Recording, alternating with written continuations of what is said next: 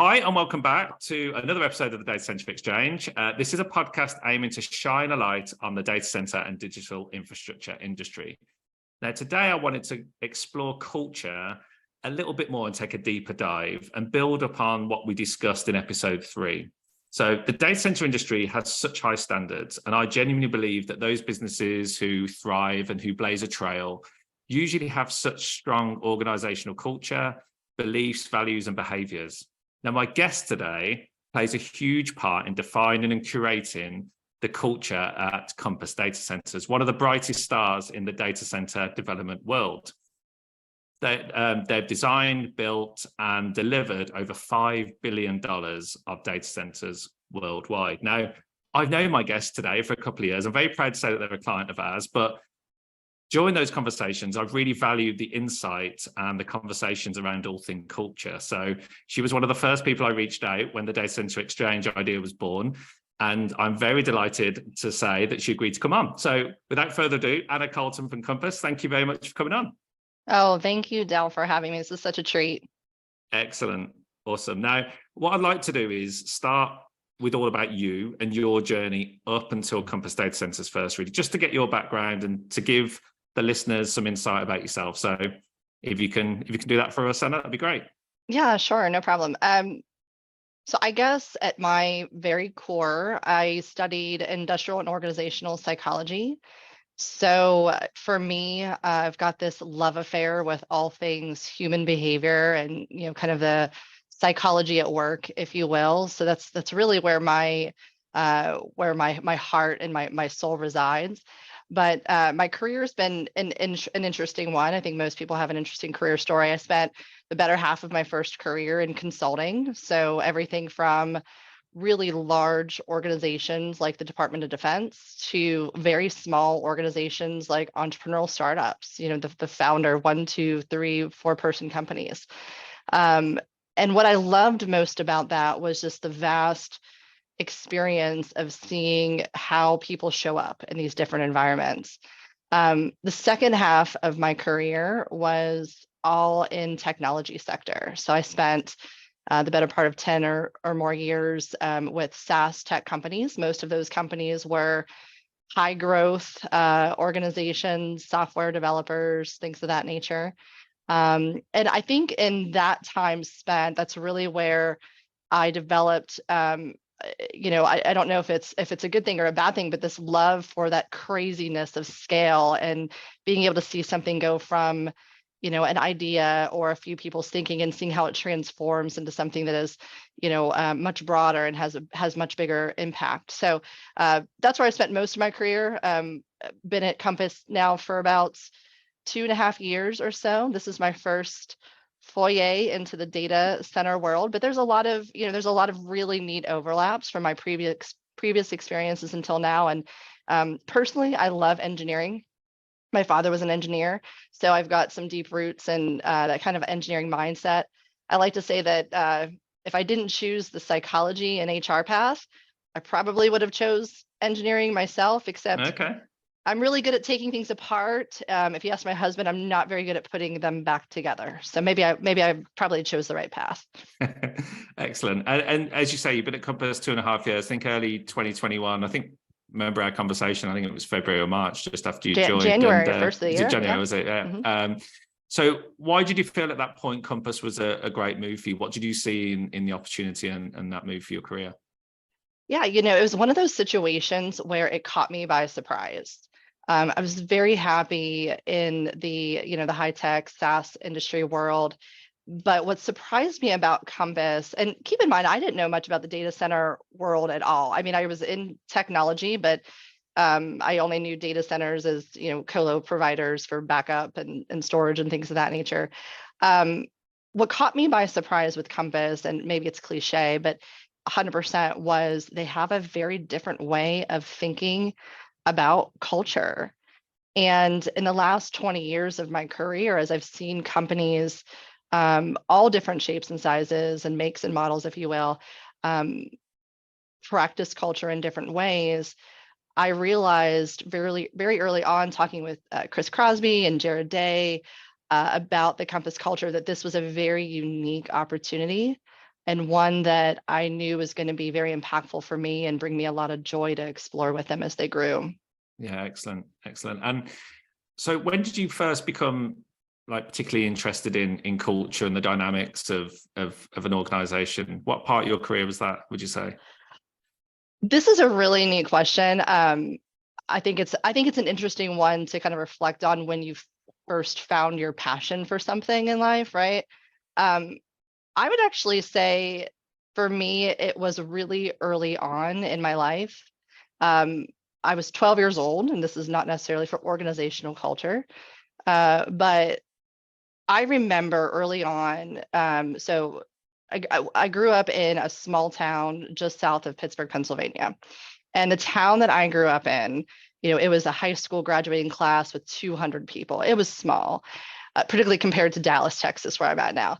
And growing up in this area, a lot of the folks that I went to school with, that I socialized with, were just like me. They looked like me. They talked like me. We ate the same foods. The biggest controversy was whether or not you went to the Polish Catholic Church or the Italian Catholic Church, and who had the best fish fry on Fridays. It was pretty Americana, I think, in some ways. But anyway, when I was 12, my father took an assignment in Cairo, Egypt, and he was there for about 9 months or so. So that summer, my mom and I decided we were going to spend the summer with him in Cairo. Now, bear in mind, at this point, I had never been on an airplane, let alone a flight that was going to take me from Pittsburgh, Pennsylvania to Cairo. But I'll never forget that experience and how it's shaped me, and I think really kind of started this love affair with culture, all things culture. I remember getting off the plane, and the first thing that I recognized, that nothing looked the same. All the signs were in Arabic. I didn't understand them. I heard people talking around me, had no idea, like couldn't understand even how they were articulating things. Smelled differently. There were men with semi-automatic weapons, ready to greet you, to usher you through. But one of the big lessons for me while I was out there was, and this was a tremendous blessing. There was a woman out there, her name was Natalie, and her husband was working with my father, and they were out there for the better part of the year. So she had this love for culture, and she would ingrain herself with the locals, right? So she became our, impromptu tour guide for the next several weeks. And we had dinner with folks like the locals in their homes. We got to know their families. We got to understand, their religions and the things that they cared about. And what I walked away with that experience was that while it felt so different when I first got there, I left realizing that we were all so much more similar than I had thought. And there was this concept that was being born in my head of, what I thought was right for me is still true. There's still, my own truth about things, but someone could have something that looks so different, and it still can be their truth and the thing that is right for them. And from there, I think, I love to travel. I think it was a natural, this natural passion that just started to be born with me of, hey, we are all very diverse and different humans, but at the end of the day, we have some very tightly knit similarities that can bind us and connect us together. Yeah, love that, love that. And from a professional point of view, when did that start to become a part of your sort of professional life? When was you able to get your teeth into some kind of cool stuff culturally? Well, I think from a professional perspective, where it really started to light my fire was experiences that were bad. When I've had some experiences in my career where the culture was toxic, where, it was competitive to a point where it was stifling, right? And I think that really turned my focus back to, from a passion as a young age of understanding all things that are different, to there's got to be a different way. There's got to be a way, we spend more of our day, more of our time in life at work. Yeah. And I genuinely believe there's got to be a better way to bring joy to that time, so it can be not just enriching to help the business, be more profitable or have higher performance, but also just be enriching to your life. So I think for me, like practically speaking, working with some of the more entrepreneurial businesses, I was doing some consulting, is really when I started to cut my teeth in, okay, how do we identify what behaviors in the workplace lead to success? And from there, I think it's just become deeper and deeper into more the joy aspect of it. Yeah, excellent. And so a difficult question maybe, or maybe not, but how do you define organizational culture? Can you define it? I think a lot of people do this. I think a lot of people try to do this. I think there's some similarities and some differences. But for me, I think it all comes back. I personally don't believe you have to have a very fancy, flashy definition for organizational culture. I think culture is culture. Whether or not you are gathering as a group at work, or if you're gathering a group, in your community, whatever it might be, culture to me is culture. And so for me, excuse me, that comes down to, what are those routines? What are those practices? What are those what are those things that this group does in a way that creates a way of life? I know that's broad, and probably a lot of people will roll their eyes when they see that, but I think it's very true. I genuinely don't believe that you have to get really fancy at it. It's a matter of, what are those things, those norms that we create, those behaviors that we practice that creates a way of life for a group of people. Yeah. And moving on to something culturally related specific to the data center industry, you've obviously been a part of many other industries and larger organizations, smaller startups. What culturally is different about the data center industry, if anything at all, or there's an element of culture that's more important to the industry specifically? That's a great question. I personally don't know if there is anything that is dramatically unique, but I do think that there are some things that are incredibly important. The data center industry is fascinating to me. I genuinely love being in this space. Personally, it's just that the combination of serving the world's largest technology providers, and just with what we create is incredible. The engineering behind it is incredible to me. I think what's incredibly important, though, about culture and the data center industry is a lot of folks, when they think about data, they don't think about the mission critical buildings, right? And the infrastructure. That's not what we think about. Most people, when they think about the cloud, they point upwards, right?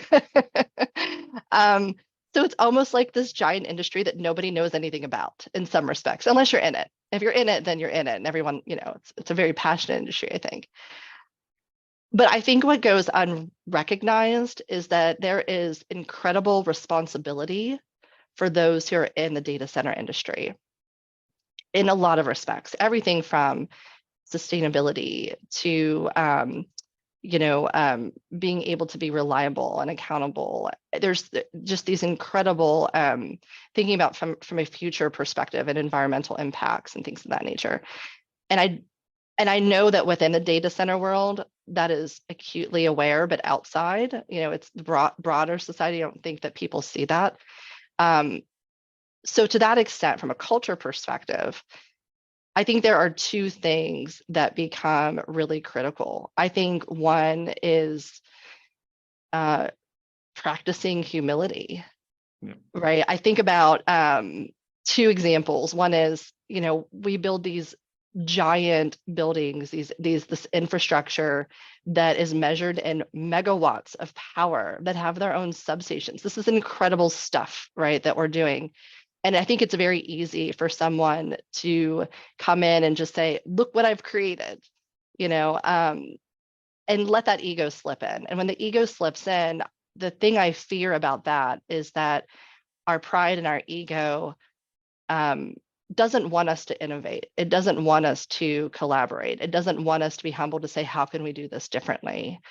And I think with the immense amount of responsibility we have, both now and in the future, this becomes very critical. And I think second to that, and I think it goes hand in hand, is genuine curiosity. Because, at least in my mind, the data center world is not as well known in terms of the impact and responsibility. I think it's easy for folks to kind of sit back and say, oh, this is just the way that we've always done it, or that's the way the building's always been designed, or this is the way that, the POEs have always worked, and not genuinely be curious. And I think that it is absolutely critical for this industry to stay immensely curious so we can be, on the bleeding edge for sustainability and being able to, continue to keep up with the growth.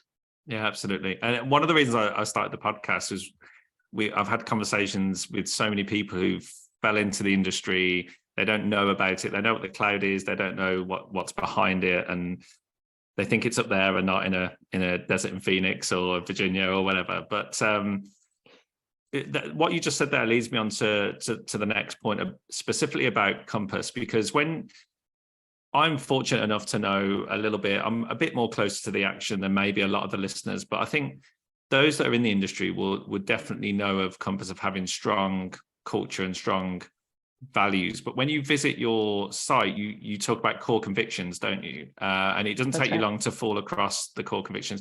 Can you talk us through what they are and what they essentially mean to the business? Yeah, absolutely. So I think first and foremost, convictions. This often gets some eyebrows raised for us, I think, right? Because most, not just even the industry, but I think most organizations, when they talk about culture, it's usually values, or it's, here's our mission and our vision. And we are very adamant in convictions.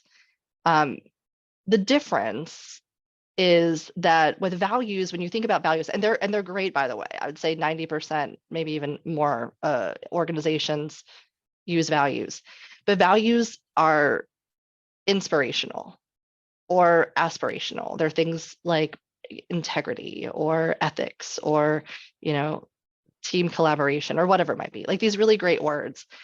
And for us, the distinction is that we look at things very incrementally in terms of how we think about our work, how we think about our progress, how we think about our innovation.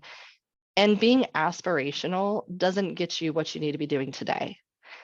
So we look at it from a convictions perspective. We look at it and say, if you break this, you're going to feel it. It's going to be the gut punch. You're going to feel it, that heaviness in your chest, because you broke it. But our convictions are also very human-based, right? They're not, I think from a values perspective, anyone can go on Google or ChatGPT and say, build me a culture based off of values, and we like these things, and it'll give you all the, that list of things. But ours are very based off of the human condition. So if the first one, for example, and it's humility in and pride out. This conviction flows through everything that we do. It flows through the other 3 core convictions. It flows into all of our key principles and our practices and our tools.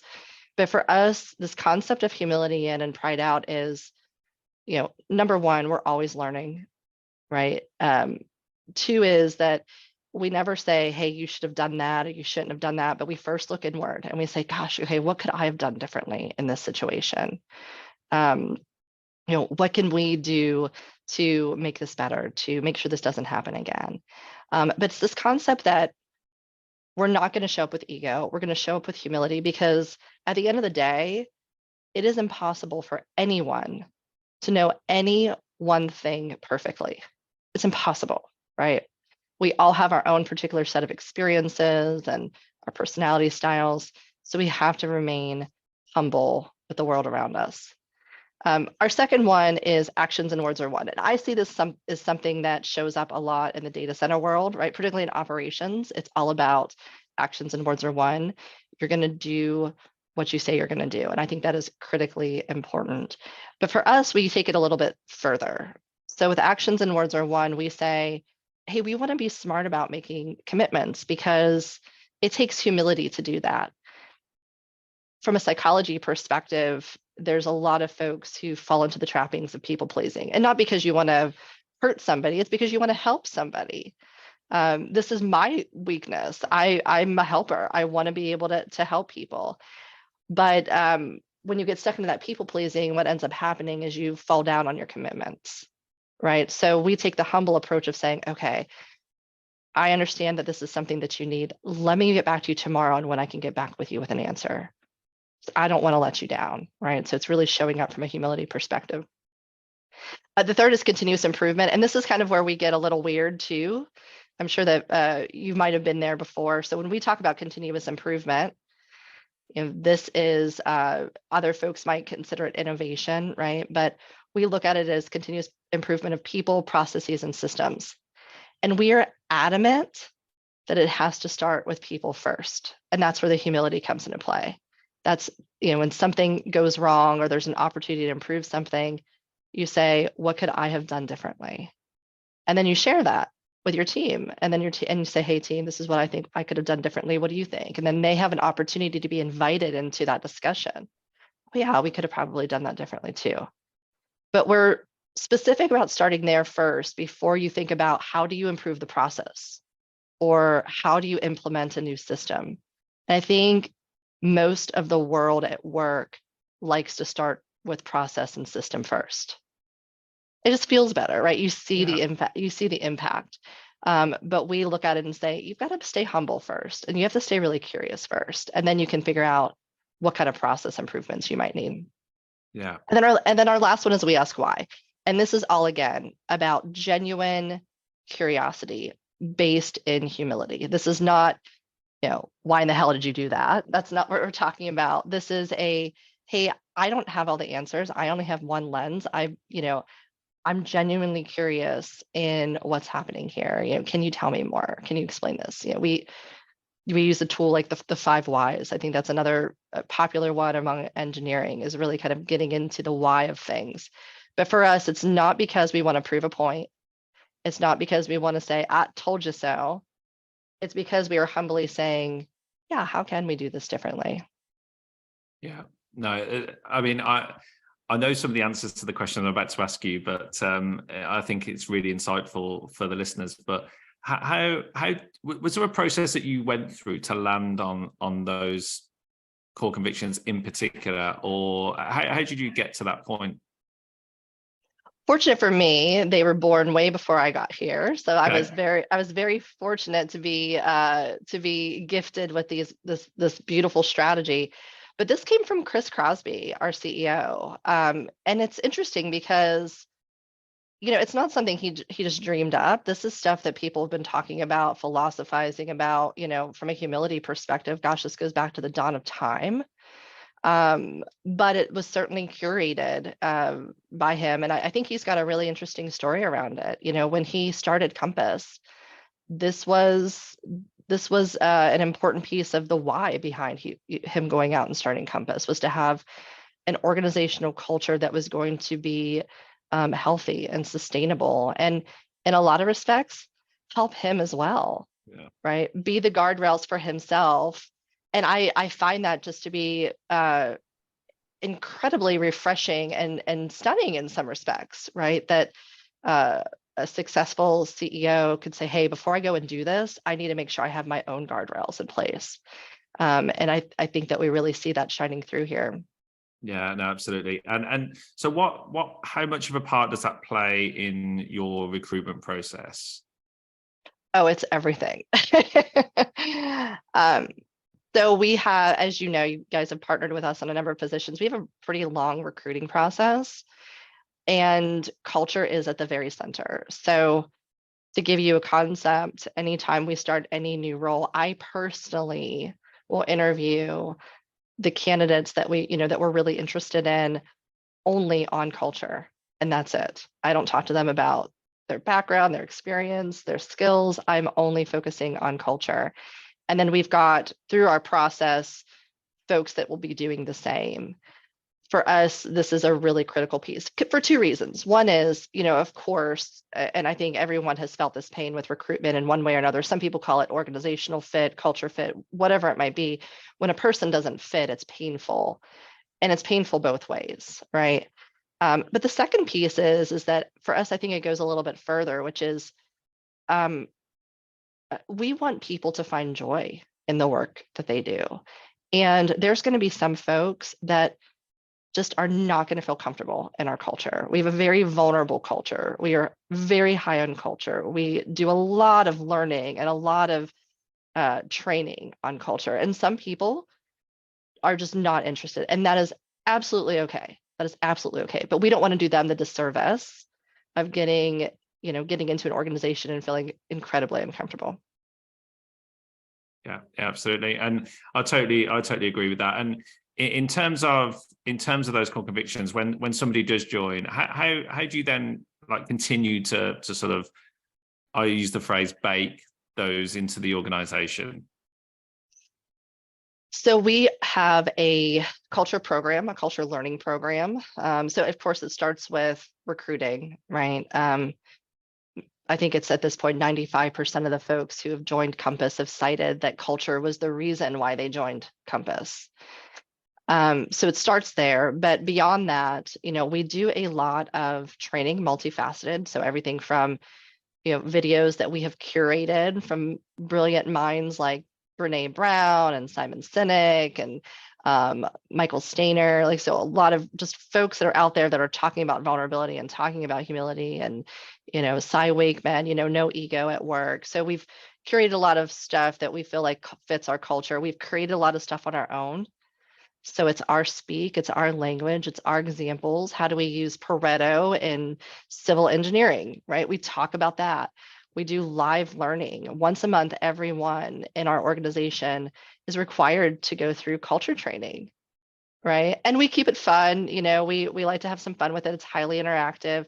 And then I think the two other pieces that are incredibly important are we have tools that people use every day in their job that are based in our culture. And I think that's pretty unique. And then the final piece is the accountability, right? This is not just a top-down accountability. That is absolutely part of it, but this is also team members. We've built tools. We have built an environment where folks can hold each other accountable. We use the term calling each other up, because it's not calling each other out, really. Humility, if you think about humility, it's something that it is meant to be broken. It's a human condition. There's going to be days when we show up and we're going to be, on our game. We're going to be collaborative. We're going to be thoughtful, self-reflective. And then there's going to be days, where we spend half the night because our kid was sick, and we're going to show up dragging our feet and probably being pretty grumpy or moody that day. And we're not going to be very good at humility. But we've created this environment where our culture is levelless. Anybody can call each other up at any time because they care about each other, and they care about the team, and they care about the work. And we want to keep creating an environment that fosters creativity and innovation. Yeah, absolutely. I really thought that question was important to give people an insight into.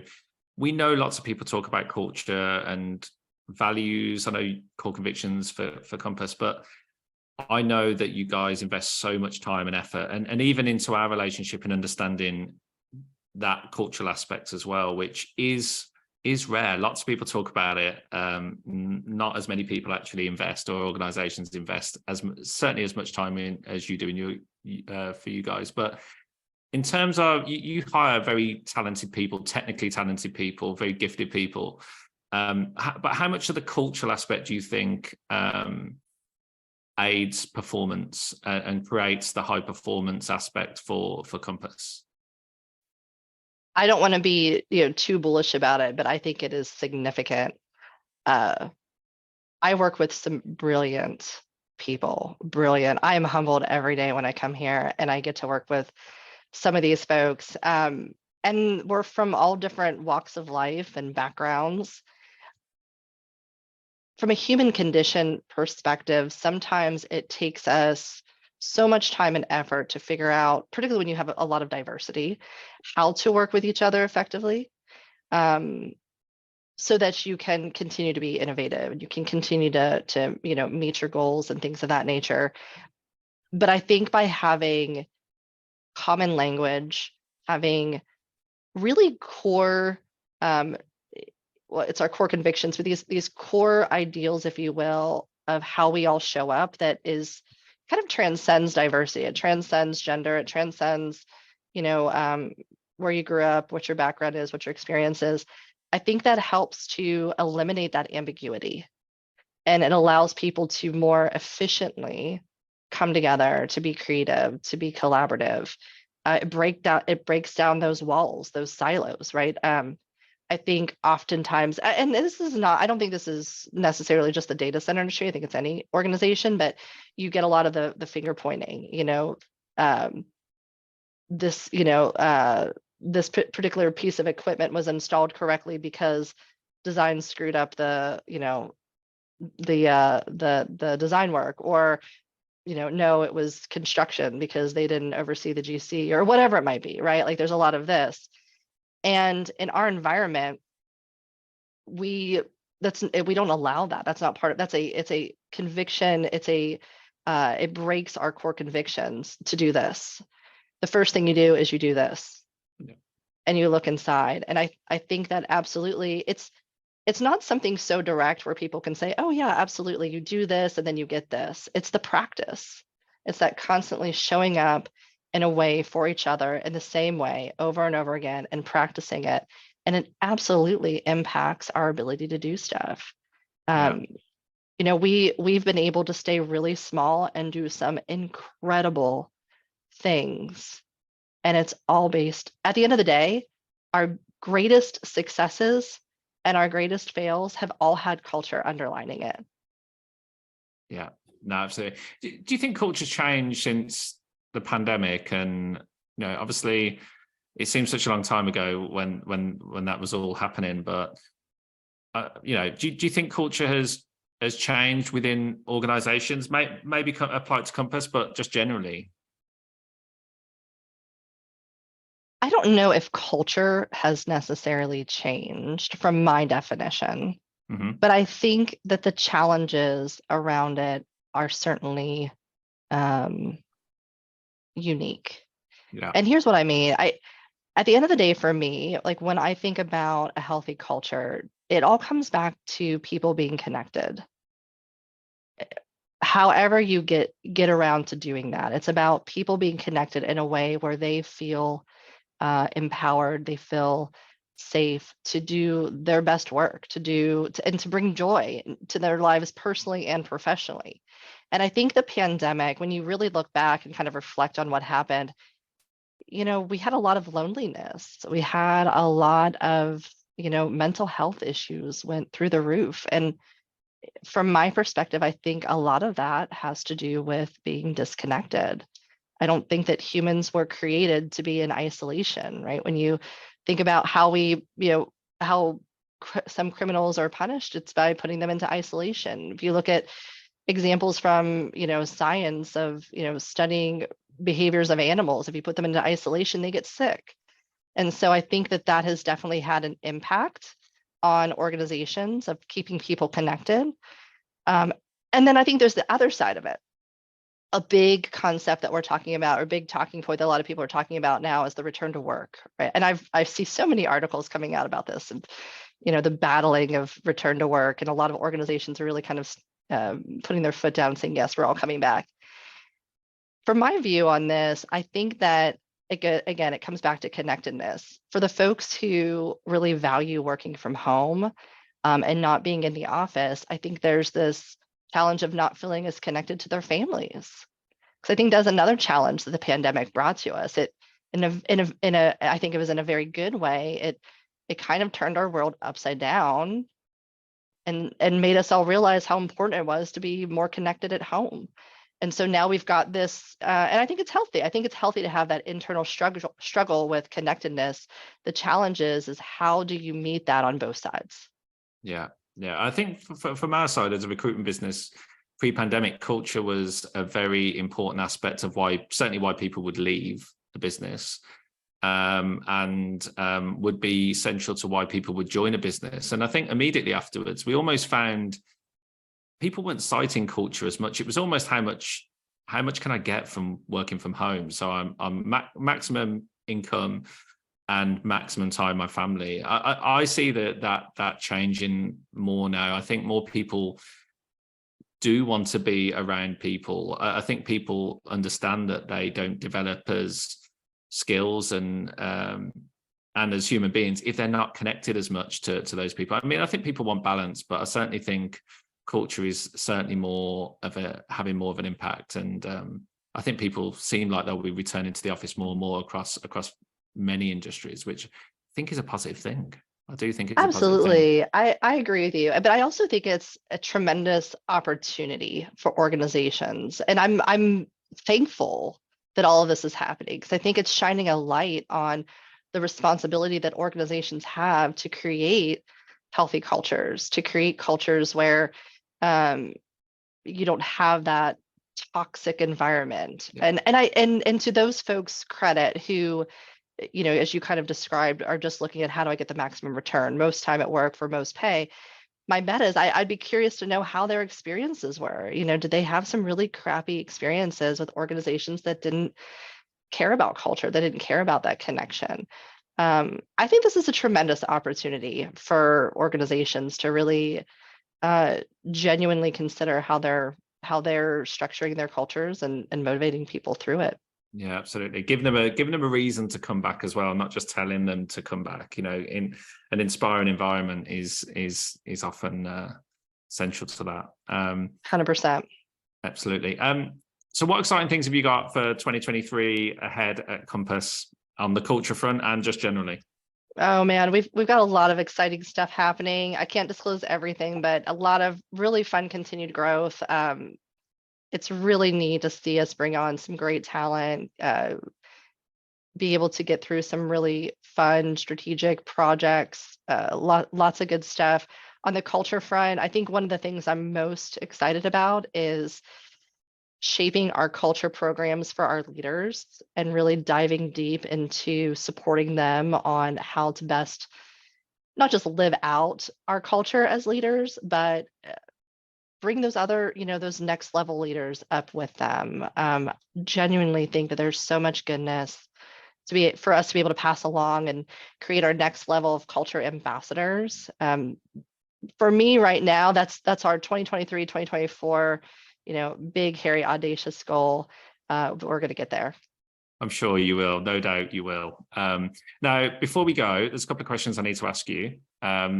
Now, the first is what do you like most about the digital infrastructure or the data center world, the industry? Yeah, I kind of mentioned it earlier. I think for me, it's this concept of this giant industry that does these very important things that very many people in the world really don't know about. I think that's really neat. It's like, some secret sauce behind you a little bit. I think that's really cool. I love seeing the innovation and the forward thinking around data centers. I think that's a really neat part of the industry, particularly recently, where we've seen a lot of folks thinking about the sustainability side. How do we make the most use of the land that we're developing and being able to give back to society? I think that's really cool. I'm really thankful to be in the industry and continue to watch it grow and really help our societies.